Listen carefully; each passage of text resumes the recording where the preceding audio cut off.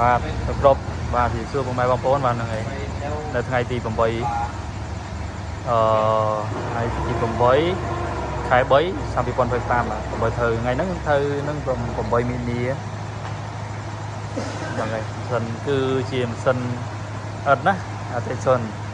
ហ្នឹងហើយម៉ាស៊ីនអត់ហ្នឹងហើយគឺដឹកជូនអតិថិជនណាគឺថ្មីរៀបចំស្អាតហើយទៅតឡងជូនអតិថិជនដល់គេដ្ឋានណាមិនថាយើងលក់ឲ្យអតិថិជនហើយអតិថិជនយកទៅតាមខ្លួនឯងទេគឺយើងរៀបចំទៅតឡាងអតិថិជនតែគេហៅថាហ្នឹងហើយព្រោះរៀនវិធីប្រើប្រាស់ផ្សេងហ្នឹងហើយទៅនឹងផ្សេង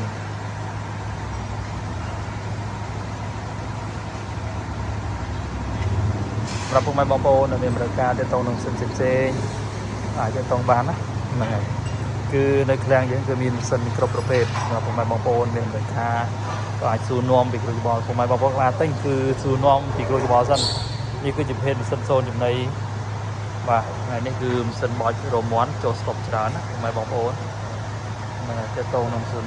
បោចរមន់ឬម៉ាស៊ីនផ្សេងៗដែលពុកម៉ែបងប្អូនមានតម្រូវការទៅនឹងកសិកម្មគឺមិត្តគ្រប់សេរីបាទថ្ងៃនេះគឺពេញឃ្លាំងបាទឃ្លាំងរៀងធំដែរពេញហើយសម្រាប់ពុកម៉ែបងប្អូនចង់បានម៉ាស៊ីនណាមួយក៏មកទិញពុកម៉ែបងប្អូនសួរពីគ្រូច្បល់សិនសួរថាមានតម្រូវការប្រើប្រាស់ផ្សេងផ្សេងចឹងណាដល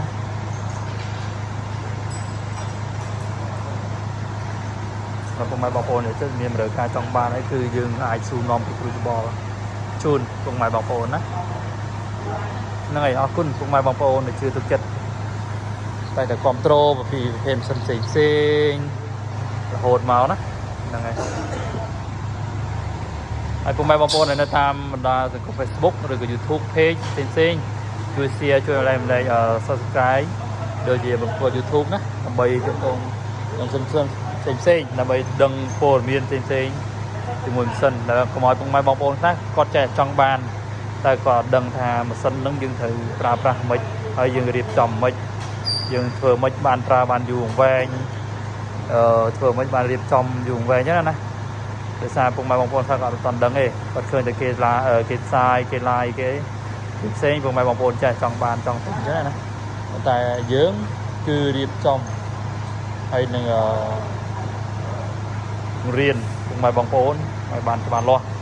ហ្នឹងហើយប្រភេទម៉ាស៊ីនសូនចំណី F200 F250 គឺមានគ្រប់សេរី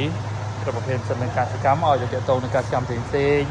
សម្រាប់ពុកម៉ែបងប្អូនដែលមានតម្រូវការចង់បានណាគឺម៉ាស៊ីនយើងមានគ្រប់គឺពេញឃ្លាំងពុកម៉ែបងប្អូនណានឹងគ្រឿងបន្លាស់ផ្សេងក៏មានដែរ